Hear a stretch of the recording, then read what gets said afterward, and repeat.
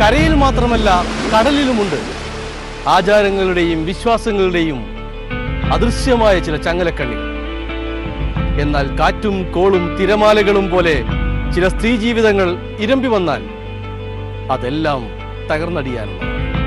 കേരളം പണ്ടെങ്ങോ വലിച്ചെറിഞ്ഞ ആചാരങ്ങളുടെയും വിശ്വാസങ്ങളുടെയും തടവിൽ നിന്ന് ഇപ്പോഴും ഒരടി പോലും മുന്നോട്ട് നടക്കാനാവാത്തവരുടെ നടുവിൽ നിന്നാണ് ഇവിടെ ആഴക്കടലുകളുടെ എത്രയോ നോട്ടിക് മൈലുകൾക്കപ്പുറത്ത് നിന്നൊരു സ്ത്രീ അതിസാഹസികമായി തന്റെ ജീവിതം ഉയർത്തിക്കാണിച്ചു.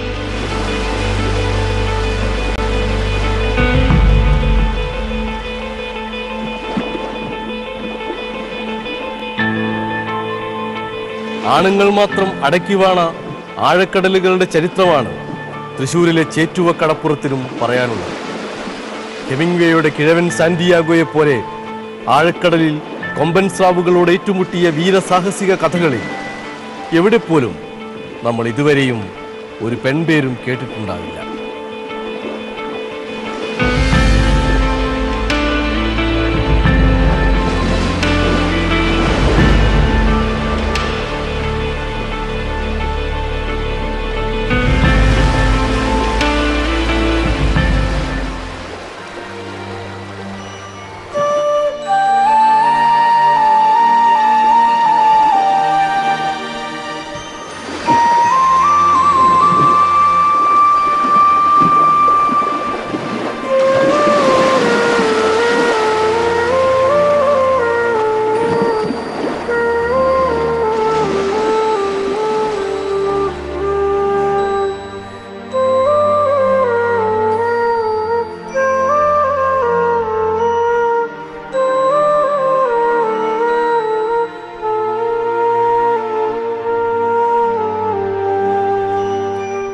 ജീവിതം കടൽ പോലെ തന്നെ വലിയൊരു ചോദ്യചിഹ്നമായപ്പോഴാണ് മറ്റൊന്നും ആലോചിക്കാതെ ചേറ്റുവയിലെ കടൽ തൊഴിലാളിയായ കാർത്തികേയന്റെ ഭാര്യ രേഖ വള്ളവും വലയുമായി കടലിലേക്ക് ഇറങ്ങിയത്.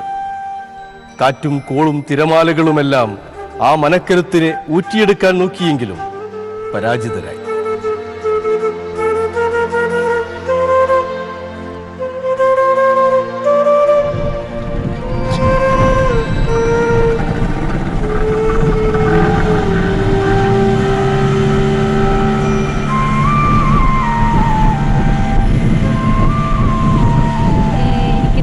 തോണയില്ലാത്തൊരവസ്ഥയായിരുന്നു.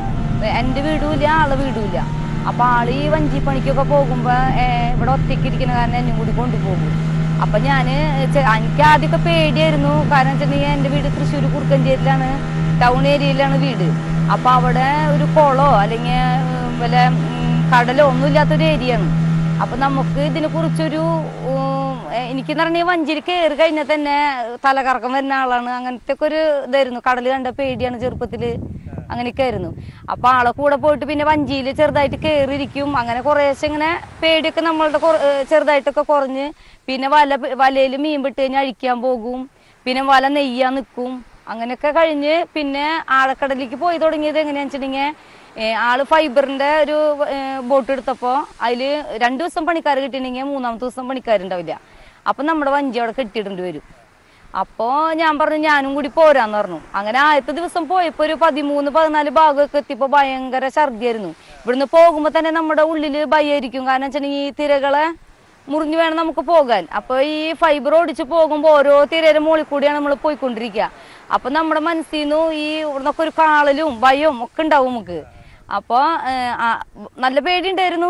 അത് കഴിഞ്ഞ് വലയിടല് തുടങ്ങിയപ്പോൾ എനിക്ക് ഛർദ്ദിക്കാൻ വരില്ലായി. അങ്ങനെ ഒരു 3 മണിക്കൂറിൽ മേലെ ഞാൻ ഛർദ്ദിച്ചിട്ടുണ്ടായിരുന്നു.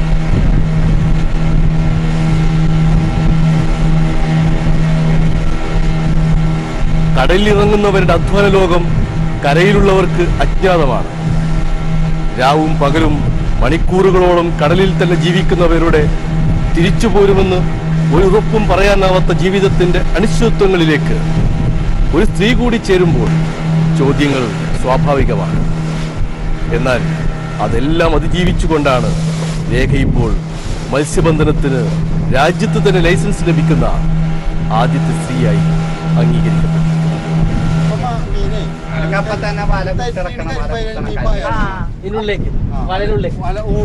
ഓടിക്കൊണ്ടിരിക്കും മീൻ മീനിങ്ങനെ വല വന്നോടെ ഭയന്നിട്ടല്ലേ?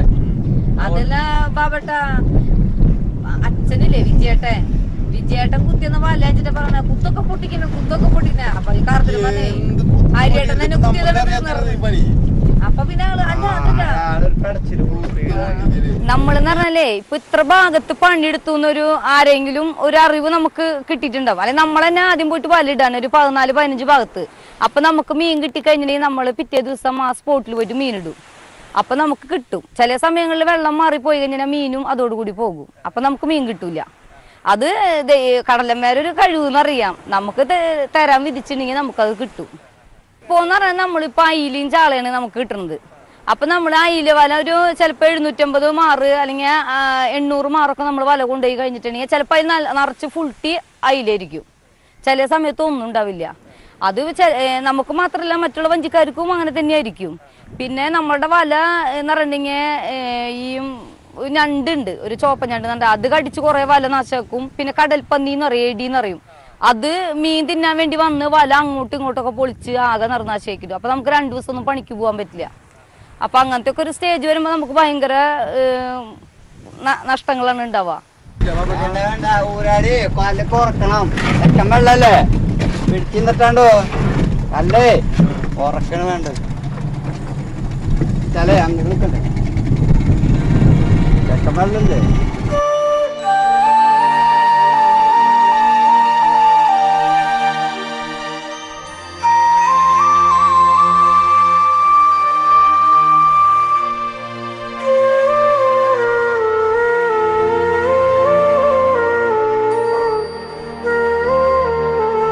കടലിൽ പോകുന്ന പുരുഷന് രക്ഷയായി കരയിൽ പ്രാർത്ഥനയോടെ കാത്തിരിക്കേണ്ടവൾ മാത്രമായിരുന്നു ഇക്കണ്ട കാലമത്രയും കടപ്പുറത്തെ സ്ത്രീകൾ.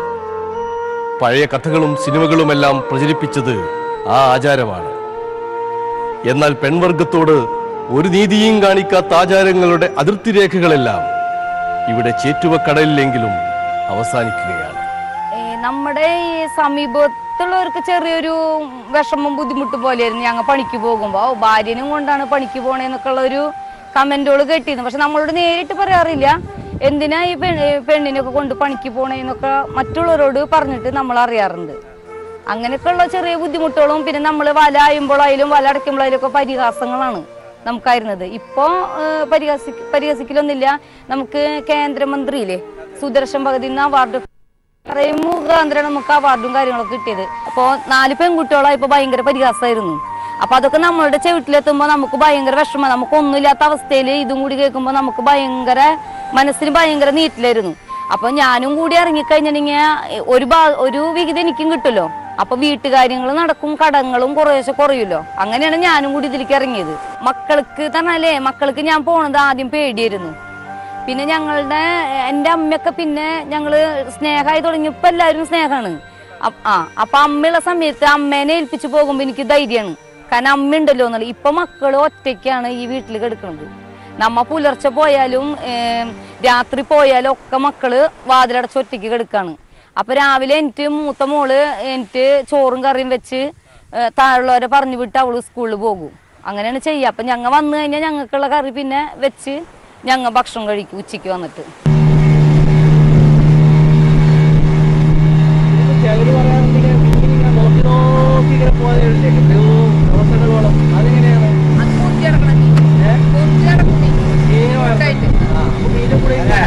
അപ്പൊ നോക്കിട്ടടിക്കും മീൻ വള്ളക്കാരടിക്കും.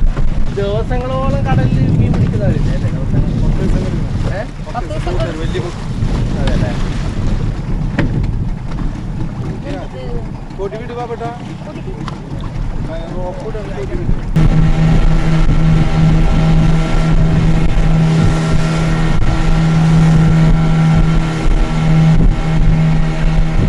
ഇപ്പൊ മീനുണ്ട് അല്ലേ?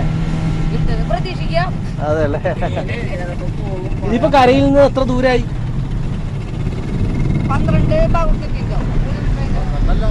അതല്ലേ. ഇപ്പൊ ആരും കാണുന്നില്ലല്ലോ, വേറെ ആരെയും? അതല്ലേ. അവിടെ ഉണ്ടല്ലേ.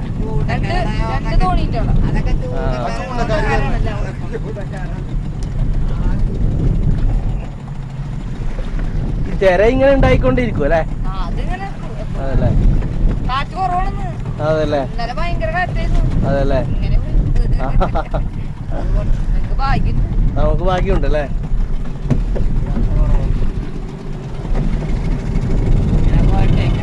ആ ഇതാണ് കാറ്റല്ലേ? ഇത് കാറ്റാ തിരയാ? അതല്ലേ. ഇവിടെ എഞ്ചിൻ ഓഫാക്കി വെക്കുവോ? ഇല്ല, എഞ്ചിൻ ഇങ്ങനെ മാറിയിട്ട്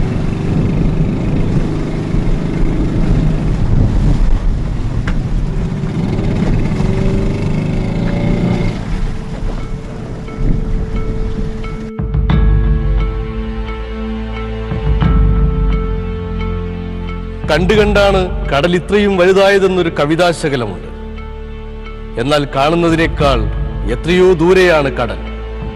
അതിന്റെ അനിർവചനീയമായ ശാന്തതയെ ഒരു മീൻവള്ളത്തിൽ പോയി തൊടാൻ കഴിയുന്നത് പുറത്തു നിന്നുള്ളവർക്കൊരു കാൽപ്പനിക ആനന്ദമാണെങ്കിൽ പണിയെടുക്കുന്നവർക്ക് അതൊരു പോരാട്ടമാണ്.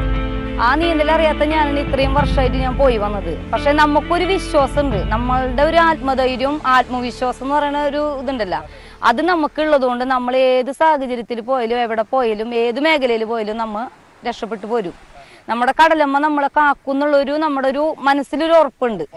ആ ഉറപ്പിന്റെ ഇതിലും പിന്നെ മക്കളായാലും പ്രാർത്ഥിക്കും, നമ്മ കടലിലായാലും നമുക്കൊരു ആപത്തും വരില്ലേന്ന് കടലമ്മോട് പ്രാർത്ഥിക്കുകയും ചെയ്യും. അപ്പൊ നമ്മളെ എങ്ങനെയായാലും കരയിലേക്ക് എത്തിക്കും. അങ്ങനെ ഒരു വിശ്വാസം എനിക്കുണ്ട്, വിശ്വാസമുണ്ട്.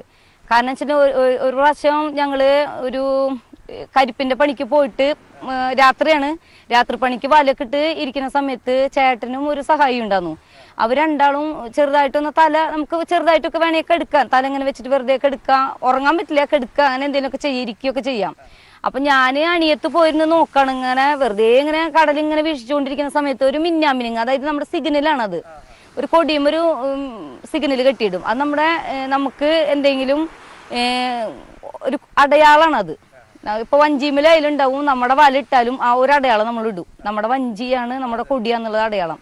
അങ്ങനെ വരുന്ന സമയത്ത് ഇങ്ങനെ ഒരു മിന്നാമിനിങ് ഇങ്ങനെ കത്തിച്ച് ഇങ്ങനെ ഒരു ഫൈബർ ഓടി വരുന്നുണ്ട്. അപ്പൊ ഞാൻ വിചാരിച്ചു തിരിവ് ചോദിക്കാൻ വരാന്ന് വിചാരിച്ചത്. കാരണം വെച്ചിട്ടുണ്ടെങ്കിൽ നമ്മൾക്ക് മീൻ കിട്ടി കഴിഞ്ഞാൽ ചോദിക്കും, മീൻ ഉണ്ടാവും ചോദിക്കും, ചെറുപ്പുണ്ടോന്നൊക്കെ ചോദിക്കും. വന്നിട്ട് കടലിൽ വെച്ചിട്ട് ആൾക്കാർ വരും, വഞ്ചിക്കാർ വരും നമ്മളടുത്തേക്ക്, തിരിവുണ്ടോന്ന് ചോദിക്കും. അപ്പൊ നമ്മ ചെറുപ്പ് നോക്കിയിട്ടുണ്ടെങ്കിൽ നമ്മ പറയും ചെറുപ്പ് നോക്കി പിടിച്ചു നോക്കിയപ്പോ അയിലുണ്ട്, അയില കണ്ടപ്പോ വല വിട്ടാന്ന് പറയും. അപ്പൊ അങ്ങനെയാന്ന് വെച്ചിട്ട് ഞാൻ ഇരിക്കായിരുന്നു. പക്ഷെ ഈ അണിയത്തിന്റെ സെന്ററിൽ കൂടെയാണ് ഈ ഫൈബർ ഓടിച്ചു വരുന്നത്. അപ്പൊ നമുക്ക് ശരിക്കും നേരെ ഇങ്ങനെ വരുന്ന പോലെ തോന്നുന്നത്. അപ്പൊ എനിക്ക് എന്തോ ഒരു സംശയം തോന്നി. അപ്പൊ ഇതിങ്ങനെ അടുത്തടുത്ത് ഇങ്ങനെ പാഞ്ഞു വരണേ. അപ്പൊ ഞാൻ കള്ളക്കടത്തുകാരാണ് എന്താ നമുക്ക് അറിയില്ലല്ലോ. അപ്പൊ ഞാൻ എന്ത് ചെയ്തു, എനിക്ക് മനസ്സിലായത് എന്തോ പെശകാന്ന്. അപ്പൊ ഞാൻ അങ്ങനെ തന്നെ ഓളിട്ടു. എന്റെ ഓളി കേട്ടിട്ട് ഇയാള് ഞെട്ടി എണിറ്റു. ഇയാൾ ഉറങ്ങി വരായിരുന്നു. ഡബിൾ എഞ്ചിൻ ഇട്ടിട്ട് കുളച്ചക്കാരനാണ്, ചാവക്കാടുന്ന് ചൂണ്ടപ്പണിക്ക് പോണ ആളാണ്. ഇയാള് എന്റെ ഒച്ച കേട്ടിട്ട് ഇയാൾ ഞെട്ടിയിട്ട് എഞ്ചിൻ പെട്ടെന്ന് വെട്ടിച്ചു. അങ്ങനെ എന്നാലും ഫൈബറുമ്മ കൂടെ ഒന്ന് ഒരഞ്ഞു പോയി, ഒരാടലും ഒലച്ചിലൊക്കെ ഉണ്ടായി.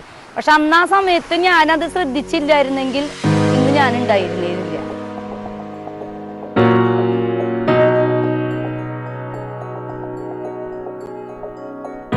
നീന്തലറിയാത്ത, വെള്ളം തന്നെ ഭയമായിരുന്ന ഒരു പെൺകുട്ടിയായിരുന്നു രേഖ. മത്സ്യത്തൊഴിലാളിയായ കാർത്തികേയനുമായുള്ള പ്രണയവിവാഹമാണ് രേഖയെ കടൽ തീരത്തെത്തിച്ചത്. സ്വന്തം അമ്മ വിവാഹത്തെ എതിർത്തെങ്കിലും കടലമ്മ രണ്ട് കൈയും നീട്ടി സ്വീകരിച്ചെന്ന് വിശ്വസിക്കാനാണ് രേഖയ്ക്കിഷ്ടം. ചേട്ടനും പറഞ്ഞു, കൂടെയുള്ള ഒരാളും പറഞ്ഞു അങ്ങോട്ട് നോക്കണ്ട, തിരമാല ഇത്തിരി കൂടുതലാണ്, അങ്ങോട്ട് നോക്കണ്ടെന്ന് എന്നോട് പറഞ്ഞു. അപ്പൊ ഞാനങ്ങനെ മീനിരുന്ന് കഴിക്കുന്ന സമയത്ത് എനിക്ക് ഒരു ഭീതി തോന്നി. കാരണം വെച്ചിട്ടുണ്ടെങ്കിൽ കണ്ടപ്പോ വലിയ തിരമാലകൾ വരുന്നത്, അതൊരെണ്ണം വന്നു കഴിഞ്ഞാൽ അപ്പൊ വഞ്ചി മുങ്ങും. അപ്പൊ ഞാന് കടലമ്മോട് പറഞ്ഞു, കടലമ്മ എന്റെ മക്കള് 4 മക്കളും തനിച്ചാണ്, അവർക്ക് ഞാനുള്ളൊരു തോണ, അപ്പൊ ഞങ്ങൾ എങ്ങനെയും കരക്കിൽ എത്തിക്കണേന്ന് പറഞ്ഞു. അപ്പൊ കുറച്ചുകൊണ്ട് ഓടി കഴിഞ്ഞപ്പോ ഒരു തരിയ സമയം നമുക്ക് ശാന്തമായിട്ട് കിട്ടി. അങ്ങനെ ഞങ്ങള് എഞ്ചിൻ ഓടിച്ചിട്ട് വേഗം ഈ അഴി കടന്ന് പോന്നു. അത് കടലമ്മേരുടെ ഒരു ശക്തിയാന്ന് എന്റെ മനസ്സിൽ. കാരണം അത്രയും മനസ്സും ശരീരം ശുദ്ധിയായിട്ട് നമ്മൾ പോണത്. ഇതിപ്പോ എങ്ങനെ ദിക്ക് മനസ്സിലാവുക? ഇത് ഏത് ഭാഗത്ത് എങ്ങനെ മനസ്സിലാവും? എവിടെ ലൈറ്റ് കാണാം നമുക്ക്. ഇതില് ഉണ്ടല്ലേ? GPS ഒന്നും ഇല്ല. ഇത് ആകെ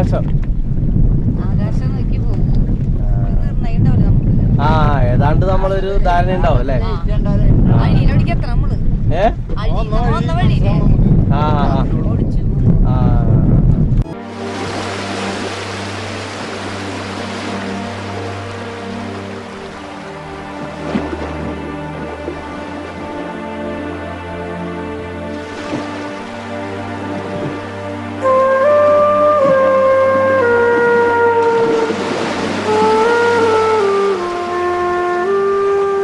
ഓരോ കടൽ തൊഴിലാളിയും കടലിൽ പടവെട്ടി ഹോമിക്കുന്ന ജീവിതങ്ങൾ എവിടെയും രേഖപ്പെടുത്തപ്പെടാറില്ല, എവിടെയും തിരിച്ചറിയപ്പെടാറു പോലുമില്ല. സുനാമിയിലും ഓഖിയിലും കടലിൽ കാണാതായവരെ കുറിച്ച് രേഖയ്ക്ക് നല്ല ബോധ്യമുണ്ട്.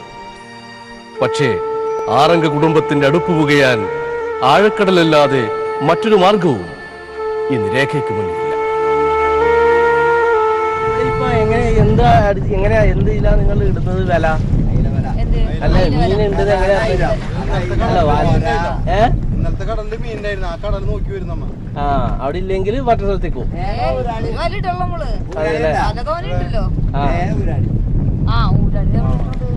പോകിയിലൊക്കെ ഞങ്ങളുടെ വീട്ടിലേക്ക് വെള്ളം വരായിരുന്നു. കണ്ടമാനം ദുരിതം അനുഭവിച്ചിട്ടുണ്ട്. കുറെ വലകൾ നഷ്ടപ്പെട്ടിട്ടുണ്ട്. പിന്നെ പാത്രങ്ങൾ, അങ്ങനെ കുറെ സാധനങ്ങൾ ഞങ്ങൾ നഷ്ടപ്പെട്ടു പോയിട്ടുണ്ട്. ഞങ്ങൾക്ക് സീമഫാറയിൽ നിന്ന് ഒരു കൂട് കൃഷി ഇട്ട് തന്നിരുന്നു. 2000 കാളഞ്ചു കുഞ്ഞുങ്ങളെ. അതും ഏങ്കർ വലിഞ്ഞു പോയിട്ട് ഞങ്ങൾക്ക് നാശനഷ്ടം ഉണ്ടായി. ഇപ്പൊ പ്രളയത്തിലും അതിന് നെറ്റ് പൊളിഞ്ഞ് മീനുകളൊക്കെ പോയി. ഓണത്തിന് കൊടുക്കാൻ വെച്ചിരുന്നായിരുന്നു, ആ നെറ്റ് പൊളിഞ്ഞ് മീനുകളൊക്കെ പോയി. അങ്ങനെ കുറേ നമുക്ക് ബുദ്ധിമുട്ടുകൾ ഉണ്ടാക്കിയിട്ടുണ്ട്. പിന്നെ നമ്മളെ ജീവന് മാത്രം ഭീഷണിയായിട്ടില്ല. അത് നമ്മ ദൈവത്തിന്, അതായത് നമ്മ കടലമ്മേനെ മനൂരിക്ക് വിളിക്കുന്ന കാരണം കടൽ വന്നാലും അത് കുറച്ച് കഴിഞ്ഞാൽ വെള്ളമായാലും പോകും. അങ്ങനെയൊക്കെയുള്ള ഒരു സമാധാനം. പിന്നെ വീടുകളൊക്കെ കുറച്ച് പോയിട്ടുണ്ട്. ഇവിടെ ഈ ഭാഗത്ത് വീടുകളൊക്കെ പോയിട്ടുണ്ട്. നന്നായി കടൽ കയറി വീടുകളൊക്കെ പോയിട്ടുണ്ട്. അവരൊക്കെ വാടകയ്ക്ക് പോയി താമസിക്കാണ്. നമുക്ക് അതിനുള്ള മാർഗമില്ല. നമ്മളോട് പലരും ചോദിക്കും ഇവിടുന്ന് മാറിക്കോടെയും ചോദിക്കും. പക്ഷെ നമുക്ക് ക്യാമ്പിലേക്കൊക്കെ നമ്മളെ വിളിച്ചിരുന്നു. പക്ഷെ 4 പെൺകുട്ടികളാണ്. നമ്മളവിടെ ക്യാമ്പിലൊക്കെ പോയി നിന്നുണ്ടെങ്കിൽ നമുക്കൊരു സുരക്ഷിതം ഇല്ല. ഞങ്ങൾ പണിക്ക് പോണതും പിന്നെ മക്കളെ അവിടെ നിർത്തി പോണതും നമുക്കൊരു സുരക്ഷിത ഇല്ലാത്ത കാരണം ഞങ്ങൾ ഇവിടെ തന്നെ നിന്നു. മരിക്കുകയാണെങ്കിൽ ഒരുമിച്ച് മരിക്കുക എന്നുള്ളതില് ഇവിടെ തന്നെ നിന്നു.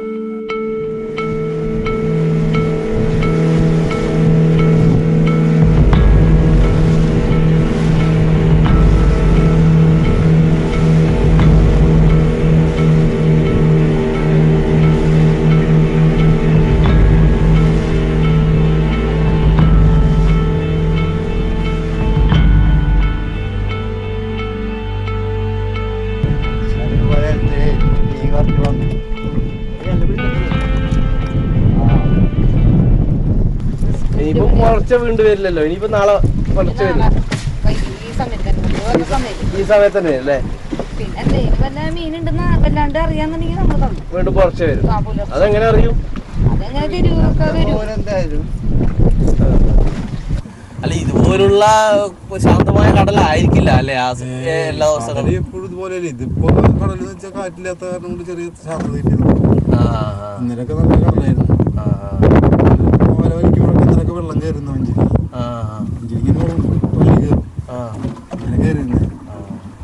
ദൂരം പോകുമ്പോ എങ്ങനെയാണ് മീനിന്റെ ഒരു ദൂരം പോകാന്ന് വെച്ചാൽ ഓരോ പണിക്കാണ് ഈ ദൂരം പോണത്. എച്ചമ്പലയുടെ പണിയാണെന്നുണ്ടെങ്കിൽ ഞങ്ങൾ പിന്നെയും പോകും പണിഞ്ഞിട്ട്. ഒരു 10-38 ഭാഗം, ഏകദേശം 19 കിലോമീറ്റർ ഉണ്ടാവും. അപ്പൊ അവിടെ പോയിട്ടാ പിന്നത്തെ ആ പണി. അതില് കുടുത, അരിക്ക, അങ്ങനെയുള്ള പിന്നെ വലിയ കാട്ടായില എന്ന് പറയും, ആയില, പിന്നെ കളാൻ, ആ വക മീനെ കിട്ടുക. പിന്നെ വറ്റ, സാമ്പാർ കിട്ടുക. കുറച്ച് ദൂരം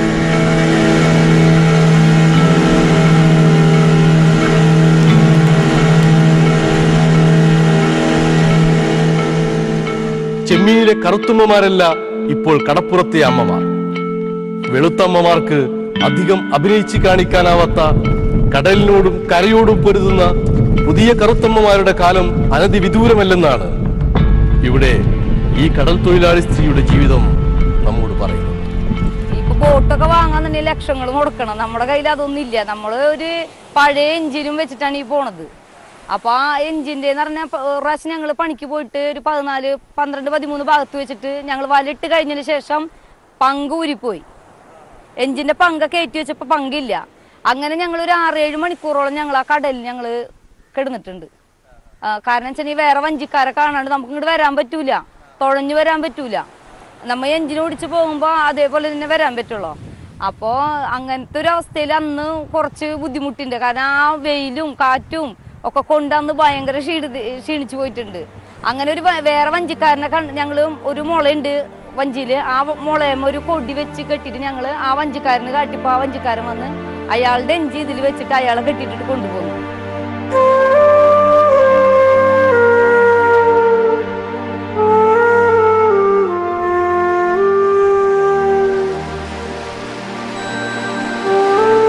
കാറ്റും കോളും കൂറ്റൻ തിരമാലകളും പുരുഷന് മുന്നിൽ മാത്രമല്ല സ്ത്രീക്ക് മുന്നിലും കീഴടങ്ങിക്കൊടുക്കുന്ന അത്യപൂർവമായൊരു ജീവിതരേഖയാണിത്. അതുകൊണ്ടിനി കടപ്പുറത്തെ സ്ത്രീ മീൻകുട്ട ചുമക്കേണ്ടവൾ മാത്രമല്ല, മീൻവെള്ളത്തിന്റെ അമരത്ത് തന്നെ ഇരിക്കേണ്ടവരാകും. ഉത്കടമായ ജീവിതേച്ഛകൾ ത്രസിച്ചു നിൽക്കുന്ന ചില മനുഷ്യർക്ക് മുന്നിൽ അസാധ്യമായത് ഒന്നുമില്ല. അതൊരു സ്ത്രീ ജീവിതമാകുമ്പോൾ അതിനേക്കാൾ അസാധാരണവും മഹത്തരവുമായൊരു മനുഷ്യ സമരവുമില്ല. അതുകൊണ്ട് അതുവരെയും ആണുങ്ങൾ മാത്രം തുഴയെറിഞ്ഞ ആഴക്കടലുകളുടെ ചരിത്രത്തോട് ഏറ്റുമുട്ടി പുതിയ കൊമ്പൻ സ്രാവുകളുമായി വരുന്ന സ്ത്രീ ജീവിതങ്ങൾക്ക് കൂടിയുള്ളതാണ് ഈ കടപ്പുറം. കേരള എക്സ്പ്രസ് അടുത്തയാഴ്ച വീണ്ടും വരും. കാത്തിരിക്കുക. ശുഭയാത്ര.